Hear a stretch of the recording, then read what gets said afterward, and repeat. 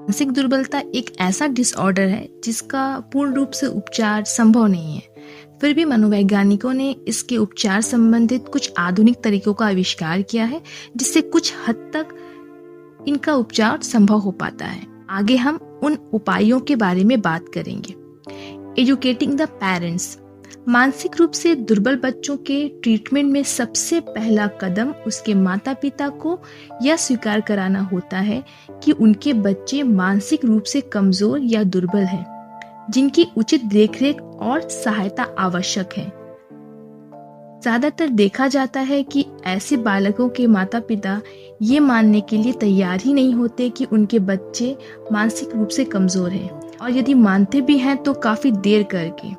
ऐसी परिस्थिति में आवश्यकता इस बात की होती है कि माता पिता को इस ढंग से शिक्षित किया जाए कि वे अपने बच्चों की ऐसी कमजोरियों को अर्ली चाइल्डहुड में ही पहचान कर लें, जिससे ऐसे बच्चों का सही तरीके से पर्सनैलिटी और व्यावसायिक प्रशिक्षण प्रारंभ किया जा सके और उन्हें आत्मनिर्भर बनाया जा सके। Second, school training.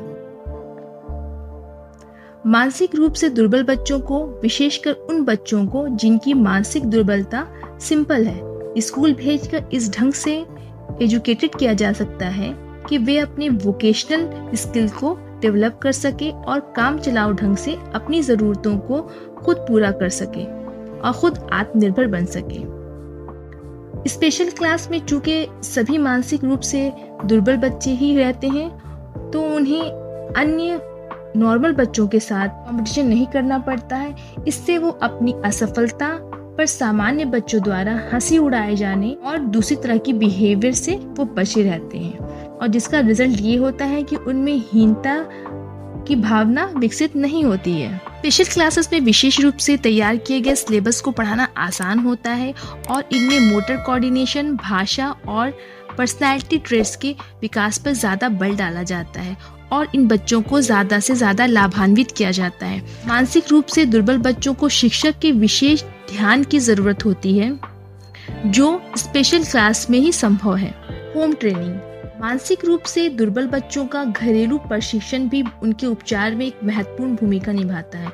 घरेलू प्रशिक्षण में विशेषकर माता पिता का स्नेह और बहनों का ऐसे बच्चों के प्रति उचित और अनुकूल वृत्ति और परिवार के अन्य सदस्यों द्वारा ऐसे बच्चों को परिवार का एक महत्वपूर्ण सदस्य माना जाना अधिक महत्वपूर्ण है। इस तरह का घरेलू माहौल होने से ऐसे बच्चों में आत्मविश्वास उत्पन्न होने लगता है और धीरे धीरे वे कुछ अंशों में आत्मनिर्भर हो जाते हैं। Medical treatment. मानसिक रूप से दुर्बल बच्चों का मेडिकल ट्रीटमेंट पॉसिबल है और मेडिकल ट्रीटमेंट में विशेषकर हार्मोन थेरेपी का विशेष महत्व बतलाया गया है। इंस्टीट्यूलाइजेशन। गंभीर रूप से मानसिक दुर्बलता से ग्रसित बच्चों को किसी ऐसे संस्था में रखकर उपचार किया जाना चाहिए जहां उसके उपचार के लिए विशेष प्रबंध है। कुछ ऐसी संस्थाएं हैं जहां सिर्फ मानसिक रूप से कमजोर बच्चों को ही शिक्षित किया जाता है। ऐसा देखा गया है कि उन बच्चों को ऐसी संस्थाओं में शिक्षित करके उनमें पर्याप्त सामाजिक और ऑक्यूपेशनल स्किल आसानी से विकसित किया जा सकता है।